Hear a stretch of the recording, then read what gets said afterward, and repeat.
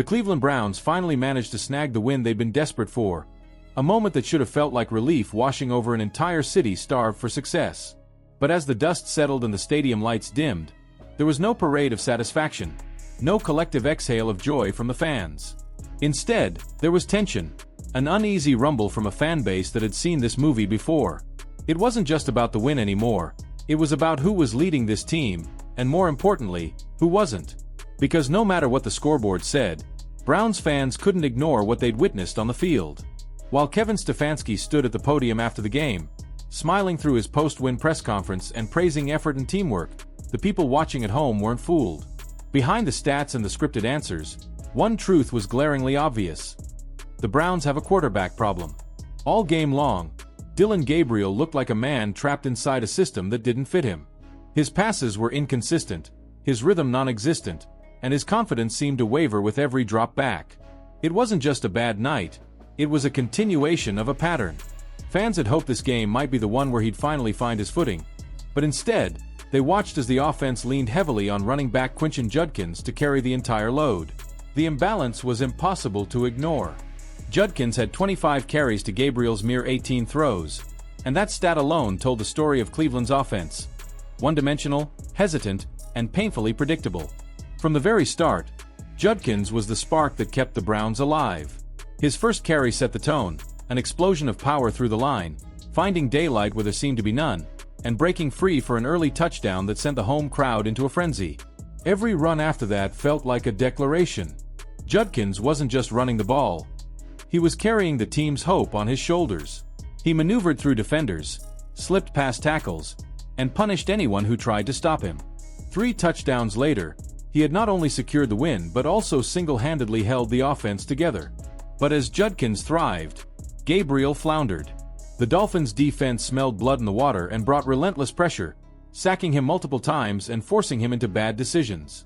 When he did have a clean pocket, his passes were often off target, fluttering just out of reach of receivers who had already done their job by getting open.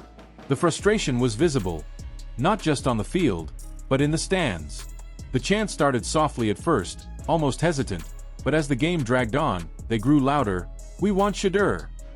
Fans wanted to see Shedeur Sanders, the young, composed, dynamic quarterback who had shown flashes of brilliance in college and who many believe could be the missing piece for Cleveland's offense. Sanders is known for his poise under pressure, his ability to extend plays, and his instinctive understanding of when to take control. This game, with the run game dominating and the defense holding the line, was tailor-made for a player like him to step in and inject life into the offense. But Stefanski didn't budge. He stood by his decision to keep Gabriel in, ignoring what felt like the obvious move to everyone else watching. It wasn't just a tactical mistake, it was a philosophical one. Stefanski's refusal to adapt, to take a chance when the moment demanded it, left many questioning what his true motives were. Was it loyalty? Stubbornness? Fear of change? Whatever it wasn't working. The opportunity to shift momentum was right there, and he let it pass. Meanwhile, the defense did what great defenses do, they carried the burden. When the offense stalled, they stepped up, forcing turnovers, delivering sacks, and making crucial stops. They played with intensity, discipline, and heart, shutting down Miami's offense every time it started to gain traction. Their effort was the backbone of this victory, the reason the Browns were still in the fight when the offense couldn't deliver. Myles Garrett, once again, was the anchor. His dominance in the trenches disrupted everything Miami tried to build, while his leadership kept the defensive unit sharp and focused.